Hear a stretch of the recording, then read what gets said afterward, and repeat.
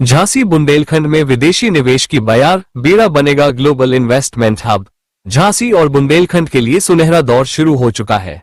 प्रदेश सरकार के मुख्यमंत्री योगी आदित्यनाथ का 8 वर्षीय कार्यकाल बेमिसाल है। मुख्यमंत्री योगी आदित्यनाथ ने बुंदेलखंड के झांसी को भी बड़ी सौगात दी है। बेड़ा के अंतर्गत रियल एस्टेट की इंटरनेशनल कंपनी सनफ्रान ग्रुप के डायरेक्टर, जो कि विदेशों में भारतीय व्यवसाय की साख बढ़ाने वाले दिग्गज माने जाते हैं, अब अपने दिल और समर्पण के साथ बुंदेलखंड के विकास में सबसे बड़ी भूमिका निभा रहे हैं। फरवरी 2023 की इन्वेस्टर समिति बैठक में उन्होंने बेड़ा बुंदेलखंड इंडस्ट्रियल डेवलपमेंट अथॉरिटी को सबसे बड़े विदेशी निवेश केंद्र के रूप में स्थापित करने का संकल्प लिया।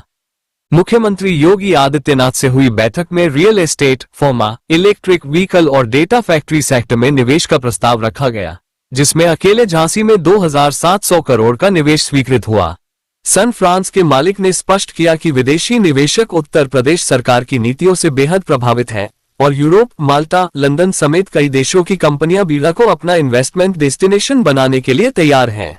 सबसे बड़ा ऐलान 8000 घरों के निर्माण का हुआ, जिसमें 10% लीग और 10% EWS कोटे के तहत किफायती दरों पर घर उपलब्ध कराए जाएंगे। खास बात यह है कि बुंदेलखंड के मीडिया कर्मियों और अधिवक्ताओं को भी इस योजना में शामिल किया गया है। सनफ्रान के डायरेक्टर संतोष मिश्रा का ये समर्पण केवल व्यापार नहीं, बल्कि बुंदेलखंड को आत्मनिर्भर बनाने का एक मिशन है और प्रदेश के मुख्यमंत्री का सपना साकार करना है। उन्होंने साफ कहा, हम सिर्फ निवेश नहीं कर रहे, बल्कि बेड़ा को दुनिया के सबसे बड़े औद्योगिक हब में बदलने का सपना पूरा कर रहे हैं। अब समय आ गया है जब झांसी और बुंदेलखंड देश ही नहीं, दुनिया के निवेश मानचित्र पर चमकेंगे। दुनिया में उत्तर प्रदेश के प्रबंधन की और इतना कंट्रोल, क्राउड कंट्रोल की, ये सब बातें आई है, तो इससे कहीं क्या लग रहा है कि अच्छा होने वाला है कुछ नाम? बड़ा इंटरेस्टिंग सवाल आपने पूछा। ऐसा है कि अभी हमारे जो मित्र लोग आए थे, जो हमारे FDI पार्टनर्स हैं, पूरे यूरोप की जो पॉपुलेशन है उससे कई गुना ज्यादा लोग एक जगह इकट्ठा हुए 10-15 किलोमीटर के रेडियस में, तो वो इसको ये मान रहे थे ये मिरेकल है। तो इससे वाकई, इससे जेन्युइनली काफी मतलब एक इस प्रदेश का मैनेजमेंट या एडमिनिस्ट्रेशन की तारीफ तो हो ही रही है। अब उन सब चीजों को क्लब करके एज ए बिजनेसमैन हम चाहते हैं कि अपने इन्वेस्टमेंट नीड्स जितने ज्यादा से ज्यादा विदेशों में होंगे, हमें ज्यादा पैसे आएंगे यहाँ पे। ये क्वेश्चन आ रहा है, नो डाउट आपकी जो सनफ्रान कंपनी है इंटरनेशनल कंपनी है और आपके देश और विदेश सब जगह आपके प्रोजेक्ट प्रेजेंट में पूरे भी हो गए, कुछ अधूरे हैं, चल रहे हैं। और अभी हाल में आपका 250 एकड़ का बेड़ा जो प्रोजेक्ट आने वाला है, उसमें जो आप जॉब की बात कर रहे हैं कि बुंदेलखंड के लोगों को हम जॉब देंगे, वो तो अच्छी बात है, लेकिन उसमें क्या गरीबों को भी आसाना देंगे आप? एक्चुअली ये गवर्नमेंट की ही पॉलिसी है। मैं आपको बताऊं, जैसे हम कोई टाउनशिप ला रहे हैं, सपोज करो उसमें 8000 घर बनने हैं, तो 8000 का 10% LIG, 10% EWS। जैसे जहां आप बैठे हैं, यहाँ भी लगभग 300-400 घर अभी ऑलमोस्ट तैयार हैं, वो सारे। बहुत जल्दी ही उसका अलग से एडवर्टीजमेंट आएगा, जहां पे 4 या 5 लाख रुपए में घर है। तो वो एक गवर्नमेंट की पॉलिसी है जिसका हम अक्षरशः पालन करते हैं।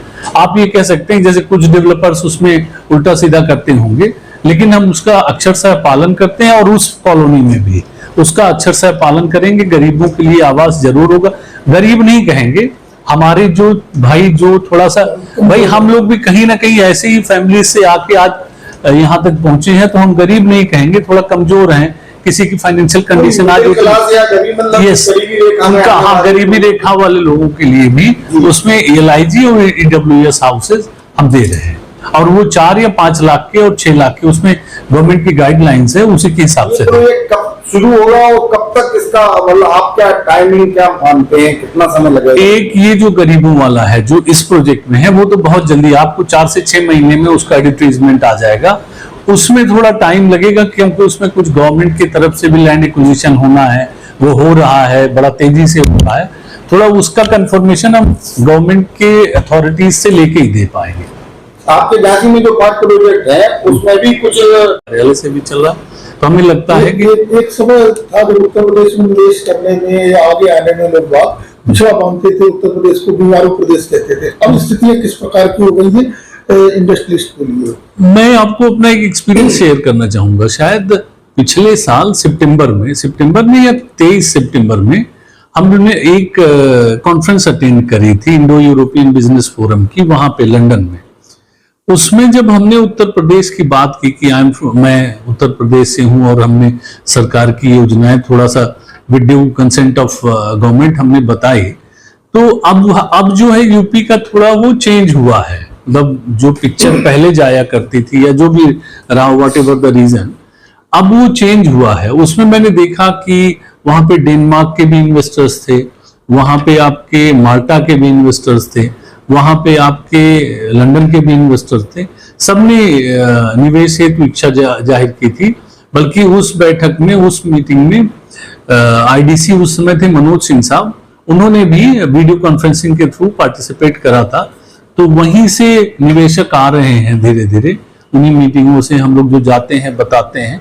अल्टीमेटली उद्देश्य ये है कि हमारे बुंदेलखंड में पैसा आए और हमारे प्रदेश में पैसा आए, हमारे युवाओं को रोजगार मिले, अच्छी शिक्षा मिले, अच्छा रोजगार मिले।